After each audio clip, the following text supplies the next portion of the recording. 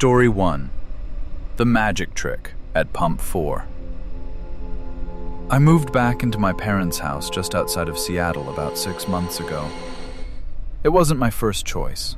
I'm 24, and living in your childhood bedroom after a bad breakup feels like a massive regression. But rent in the city is impossible, and I needed to save money. I work as an MRI technician at a 24-hour imaging center. My shifts are usually graveyard, 10 p.m. to 6 a.m.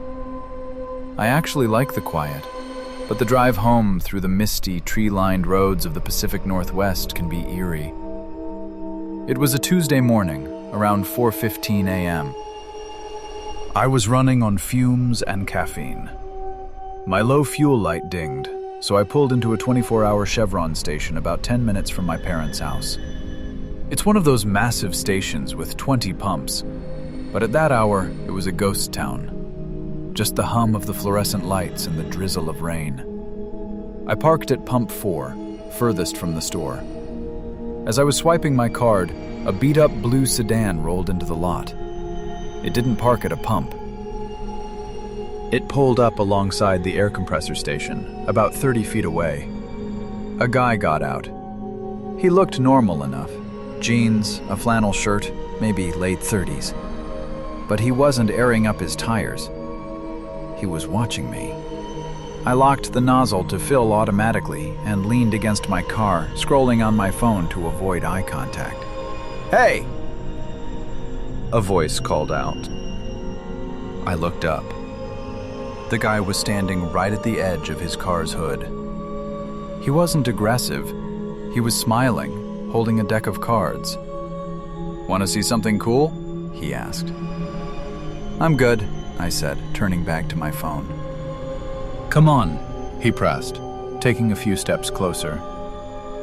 "Just one trick. Pick a card, any card. It'll blow your mind." He started shuffling the deck with one hand. It was impressive, almost hypnotic. The cards danced between his fingers. "Look," he said, holding up the Queen of Hearts. "Is this your card?" I hadn't picked a card. The whole interaction felt rehearsed, like a street performer act, but way too intense for 4 a.m. in an empty gas station. "Dude, leave me alone," I said sharply. The smile dropped from his face instantly. It was like a mask slipping. He stared at me for a second, his eyes dead and cold. Then he shrugged. "Suit yourself," he muttered. He turned and walked back to his car. I waited until my tank was full, hung up the nozzle, and jumped into my driver's seat. I locked the doors immediately. As I drove away, I checked my rearview mirror. His car was still there, idling by the air compressor. He wasn't following me. Or so I thought. I drove the winding back roads to my parents' house. It was pitch black, no street lights. I didn't see any headlights behind me the entire way. When I got home, I used the hidden spare key, a fake rock my dad keeps in the flower pot by the front door, to let myself in. I tossed the rock back into the pot, locked the deadbolt, and went straight to the kitchen to make a sandwich. The house was silent. My parents were asleep upstairs. I was standing at the kitchen island, taking a bite of my turkey sandwich, when I heard it. Click. The sound of the front door unlocking. I froze. My heart hammered against my ribs. I looked at the clock on the microwave. 4:45 a.m. My dad doesn't get up until 6. Then, the door creaked open and clicked shut. Soft footsteps padded into the foyer. "Dad?" I called out, my voice trembling. No answer. I grabbed a steak knife from the block and crept toward the hallway. The foyer was empty, but the front door was unlocked. Panic surged through me. I ran up the stairs, skipping steps, and burst into my parents' bedroom. "Wake up!" I screamed. "Someone is in the house!" My dad sat up, confused and groggy. What? Someone just unlocked the front door. The key is gone. My dad grabbed his baseball bat from the closet. We went downstairs together, flipping on every light switch. My mom stayed upstairs to call 911. We checked the living room. Empty. We checked the den. Empty. Then we walked into the dining room. The room was dark, illuminated only by the light spilling in from the kitchen. My dad scanned the room. There's no one here, honey. Maybe you just didn't lock it tight. I looked down. Protruding from underneath the long tablecloth of our dining table was a pair of boots. Work boots. Muddy work boots. I pointed, my throat too tight to scream. My dad saw them. He didn't hesitate. He flipped the table over with a roar. Crouched underneath, holding a deck of cards, was the man from the gas station. He wasn't smiling anymore. He looked feral. He lunged at my dad. My dad swung the bat, connecting with the guy's shoulder with a sickening crack. The man yelled, stumbling back into the china cabinet. Glass shattered everywhere. I threw the steak knife at him. I missed, but it stuck into the wall next to his head, startling him. He realized he was outnumbered. He scrambled for the front door, unlocked it with our spare key that he still had in his hand, and bolted into the night. The police arrived 10 minutes later. They found tire tracks in the mud down the street. He had driven with his lights off, following me from a distance, watching where I retrieved the key. He wanted to get in. He wanted to wait. And the scariest part, when the police searched the dining room, they found a single playing card left on the chair where my dad usually sits. The Queen of Hearts. He had placed it there while I was making my sandwich. He had been in the house, watching me eat, minutes before I heard him enter. He hadn't just walked in. He had walked in, hidden, and then locked the door behind him to toy with me. We changed the locks the next day. I moved out a week later. I don't care about the rent prices anymore. I'd rather be broke than ever feel that kind of violation again. Story 2. The Dead Battery at Exit 41. I love night driving. There's something meditative about it, especially out west where the highways stretch on forever. I was driving from San Diego to Phoenix to visit my brother for a month. It's a straight shot across I-8, cutting through the brutal emptiness of the Mojave Desert and the Imperial Sand Dunes.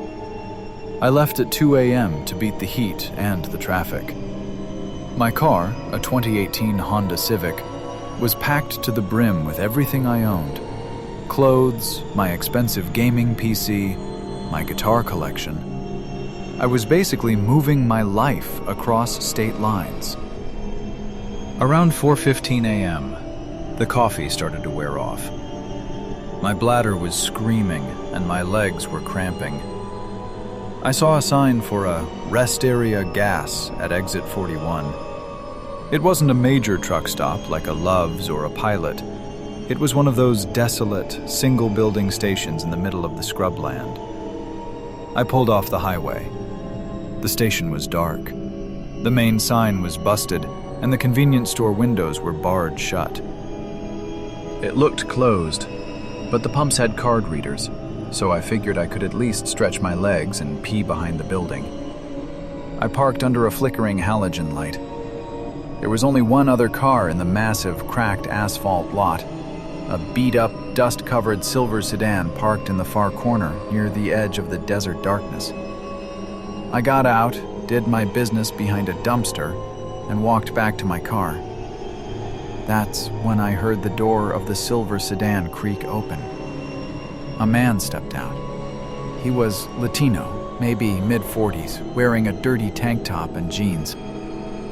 He waved at me. "Hey, amigo!" he called out. He sounded desperate. "Do you speak English?" I hesitated. I was a lone guy in the middle of the desert. But he put his hands up in a surrendering gesture. "My battery is dead," he said, walking slowly toward me. "Please, I've been stuck here for 3 hours. No one stops. My wife is in the car. She's pregnant. We just need a jump." He pointed to the silver car. I couldn't see anyone inside through the tinted windows, but the pregnant wife line tugged at my conscience. I'm a believer in karma. If I left them stranded, I felt like the universe would make my engine explode 10 miles down the road.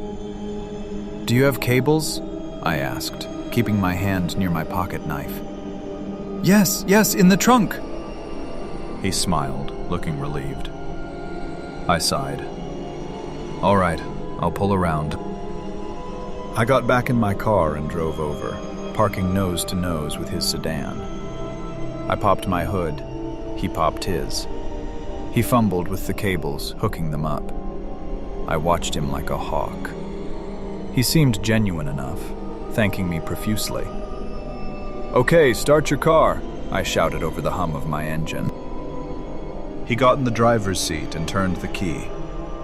Click, click, click. Nothing.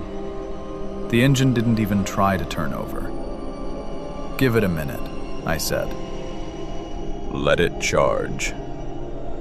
We waited. The desert silence was heavy. The wind whistled through the dead sagebrush. He tried again. Click. "It's not working," he muttered. He looked at me, his eyes shifting nervously. "Let me call my cousin. He is a mechanic. Maybe I am doing it wrong."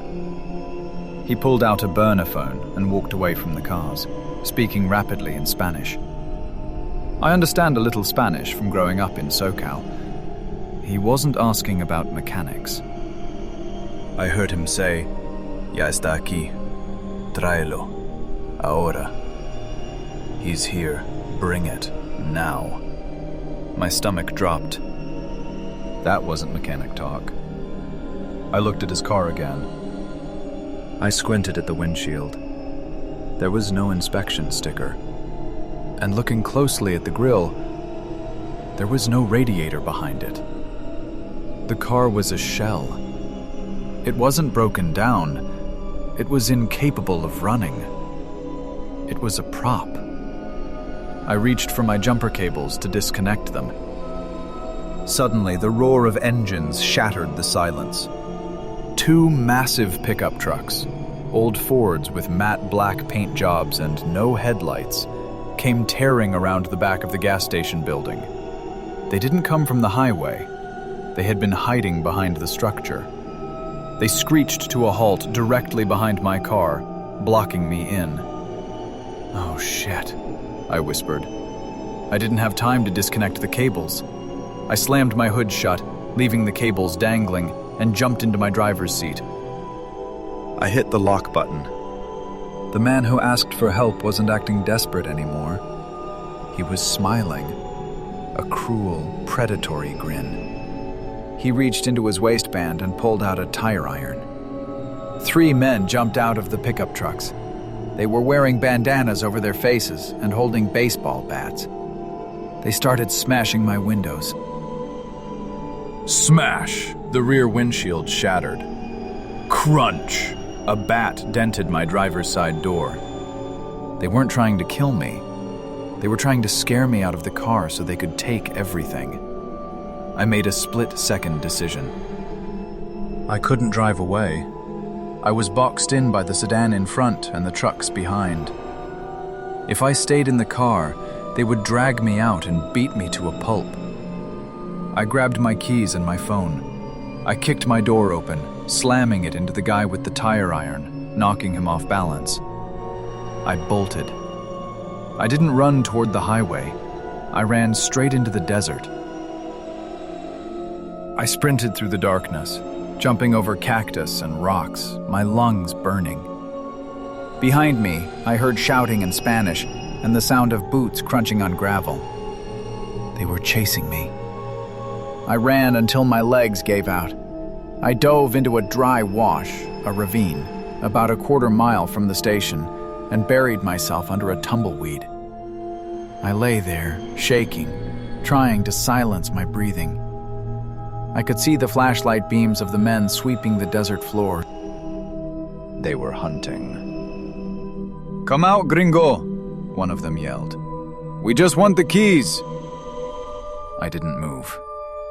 I dialed 911, shielding the light of my phone with my jacket. I whispered my location to the operator. The men searched for maybe 10 minutes. Then, I heard a car alarm go off. My car. They had smashed the rest of the windows. I watched from the distance as they systematically stripped my car. They took the suitcases. They took the PC. They took the guitars. They formed a bucket line, tossing my life's possessions into the beds of their pickup trucks. Then they hopped in their trucks and sped off onto the highway, leaving the bait sedan behind. I waited another 20 minutes before walking back. When the Arizona Highway Patrol arrived, my car was a skeleton. Glass everywhere, the interior ripped apart. The officer examined the silver sedan. "No engine," he confirmed, popping the hood. "Just a battery, sitting on a wooden block to power the radio lights. It's a trap car. We've seen this crew working exit 41 before. They ran the VIN, stolen from Vegas 2 months ago. I lost about $8,000 worth of stuff that night. But as I looked at the tire iron lying on the ground next to my driver's door, I realized I was lucky. If I had stayed in that car 1 second longer, they wouldn't have just taken my stuff. They would have taken me. I flew the rest of the way to Phoenix. I don't drive at night anymore. And I don't care who you are. If your car is broken down on the side of the road, I'm not stopping. Story 3. The twin rest stops on I-10. If you've ever driven the stretch of Interstate 10 that cuts through the Louisiana swamps, you know exactly the kind of darkness I'm talking about. It's not just a lack of light. It's a heavy, humid blackness that swallows your headlights. The trees are draped in Spanish moss that looks like hanging rags, and the only thing outside your window is miles of black water. I was driving from Houston to New Orleans for a gig. I'm a drummer, and I was hauling my kit in an old beat-up Ford Econoline van. It was about 2:30 a.m. I had been chugging energy drinks to stay awake, which inevitably led to a desperate need to use the bathroom. I passed a sign for a rest area, 1 mile. I usually have a rule. I only stop at the big travel centers, Love's, Buc-ee's, places with bright lights and people. But out here in the basin, there was nothing. Just these old, state-run rest stops built in the 70s. I pulled off the highway. The rest area was a concrete slab surrounded by dense forest. The street lights were flickering, casting that sickly yellow sodium glow. There were no semi-trucks, which is always a bad sign. Just one other vehicle, a rusted dark green pickup truck parked way in the back, near the tree line. I parked as close to the building as I could. I left the van running, a habit I have, and locked the door. The restroom building was concrete, open air at the top for ventilation, which meant it smelled like swamp water and bleach. I walked in. It was dead silent, except for the buzzing of a dying fluorescent bulb. That's when I saw him. There was a man standing in the far corner of the restroom. He wasn't using a urinal. He wasn't at the sink. He was standing perfectly still, facing the corner where the two tiled walls met. His forehead was pressed against the grout. He was wearing dirty coveralls and heavy work boots. I froze. Every instinct in my body screamed predator. I should have turned around, but the pressure in my bladder was painful. I convinced myself he was just some drunk local trying to sober up. I walked past him, keeping as much distance as possible, and went into the handicap stall at the end. I locked the door. It was so quiet I could hear the man breathing. It was a wet, rattling sound. I finished as fast as I could. I didn't even wash my hands. I just wanted to get out. As I exited the stall, I glanced at the corner. He had turned around. He was still in the same spot, but now he was facing me. He had a thick, unkempt beard and eyes that looked wrong. Too wide, unblinking. He wasn't looking at me. He was looking through me. I didn't say a word. I rushed out, sprinted to my van, and peeled out of the parking lot. I watched the rearview mirror until the yellow lights of the rest stop faded. I drove for about 20 minutes, my heart finally slowing down. I turned up the radio, trying to shake the creepy vibe, but thanks to the energy drinks, my bladder wasn't done with me. The urge hit again, worse than before. I saw another sign. Rest area, 1 mile. It was the next one down the line. I figured, what are the odds? It's 20 miles away. That creep is back at the first one. I pulled in. This rest stop looked identical to the first one. Same brutalist concrete architecture, same flickering yellow lights. And thankfully, it was completely empty. No green pickup truck. I parked, grabbed a tire iron from under my seat, just in case, and ran inside. I checked the corners first. Empty. I checked the stalls. Empty. Relieved, I went into the middle stall and latched the door. I was in there for maybe 30 seconds when I heard it. Thud. Thud. Thud. Heavy work boots walking on concrete. They didn't come from the entrance. They came from the back of the restroom. Maybe from a maintenance closet I hadn't noticed. Or maybe he had walked in so quietly I didn't hear him until he was close. The footsteps were slow, deliberate. They walked past the sinks, past the urinals, and they stopped directly in front of my stall door. I looked down at the gap beneath the door. I saw the boots. Muddy, steel-toed work boots. The same boots from the man 20 miles back. My breath hitched. How? I had been doing 80 miles per hour. There was no way that green pickup truck passed me without me seeing it.